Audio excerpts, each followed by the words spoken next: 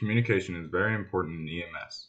It helps maintain a look of professionalism and helps everybody else out on scene to understand what is going on. By complaining about your job in front of people or without you knowing, it does look unprofessional and cause a little bit of mistrust about handling your care with the patient. The major problem whenever the paramedic got on scene was skipping over the first responders who were there already taking the vital signs and just assuming what the problem was. By not talking to the first responders lacks their professionalism and does not make them feel comfortable leaving you in care of the patient.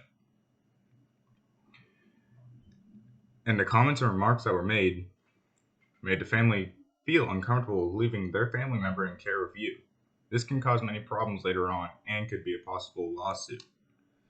And especially when getting to the hospital crew, just leaving the patient in care of the ER staff and then writing a quick care report and just handing it off to the front desk can cause a lawsuit of patient abandonment.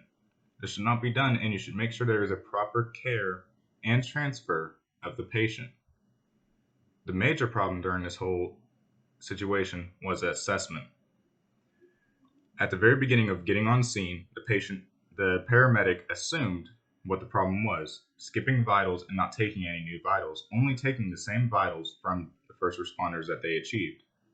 Not getting any set of vitals at the very beginning can cause major problems down the line. You do not know if the patient is improving or declining, and you do not know what needs to be given to the patient. Whenever they got into the ambulance, they put the patient on high flow oxygen, which is negative for the patient due to the fact you never took proper assessment to be able to know if the patient needed that or not.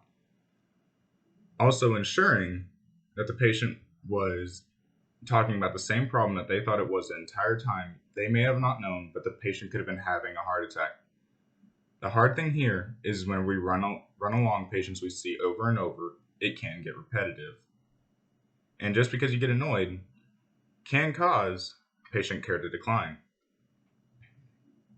It's hard to get a mindset around because it's like the boy who cried wolf.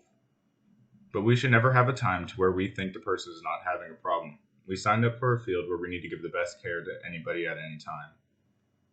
And you never know whenever it's actually the real situation. It could be the time that we think it's not. And we just keep assuming what the problem is.